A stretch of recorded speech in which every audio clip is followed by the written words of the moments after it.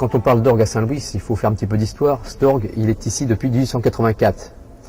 Il faut dire qu'avant, il y avait un orgue en tribune, qui était un Leloget, qui était installé en 1847. Et cet orgue est petit à petit devenu en mauvais état. La paroisse a acheté un autre orgue, qui avait été installé dans le chœur, ici, dans le fond. Ensuite, cet orgue, en 1818, est monté en tribune. Et on a acheté un petit autre orgue qui a été acheté par la paroisse, qui a été mis derrière, qui est un petit orgue qui est rendu à Saint-Vincent-Sterlange, qui est un orgue AB, qui est beaucoup plus ancien, qui a été revendu en 1927, qui a disparu.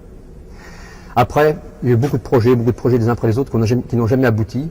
Il a fallu arriver en 1885 pour qu'un projet voie le jour, pour fabriquer le grand orgue, maintenant qui est en tribune, dans le fond d'église. Et celui-ci, qui était monté à la tribune, est revenu prendre une place ici, dans le chœur, pour accompagner les petits offices. C'est un cavalier-école, qui est la particularité d'avoir des jeux de fond très beaux. C'est très joli. Le cavalier-école est un facteur d'orgue parisien qui a, pendant du 19e siècle, qui a fait énormément d'orgues en France, partout, même à l'étranger. La cathédrale de Luçon en Vendée, il y en a un qui est très très beau. Et on a donc récupéré ce petit instrument ici, qui permet l'accompagnement du chant.